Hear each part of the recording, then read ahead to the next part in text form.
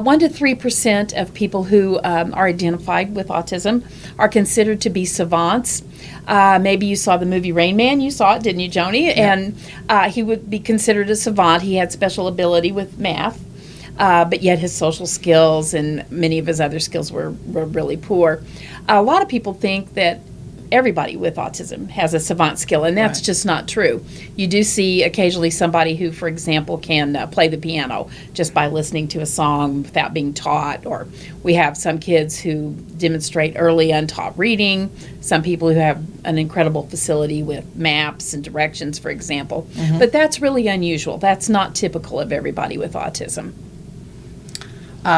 For those of you who are TV buffs, you might check out Chicago Med sometime. There is a heart surgeon that plays a character on Chicago Med, and he is extremely, of course, high functioning, but they had a special case come in where the heart was put on the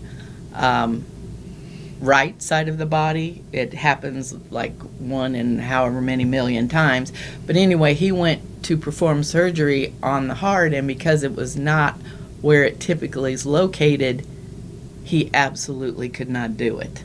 All his skills were of no use to him because he had a set, structured way to do That the rigidity surgery. that we Right. see in autism. Yeah. But it's a good show to watch once in a while to see the characteristics. Absolutely. Speaking of men, autism occurs in males much more frequently than females, and it's about 4 to 1.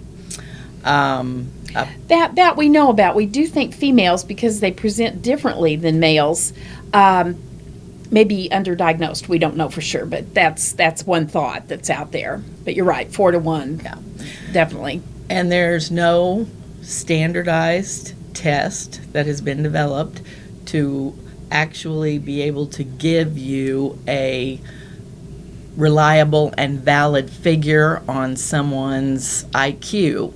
So when we say 40 to 50% are cognitively challenged, it depends on the day they're tested how well they come across on their IQ tests. But generally speaking, you can have cognitively challenged people on the spectrum. And that next line, 50 to 60% have an IQ of 70 or above, again, that's just a good guess. But as far as being statistically and scientifically reliable and valid, it really isn't.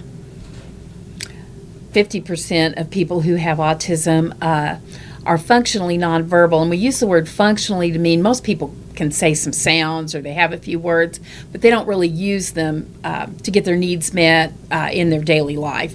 And so one of the things that we do, certainly here at Access, is work a lot with people who have really severe communication problems. Right.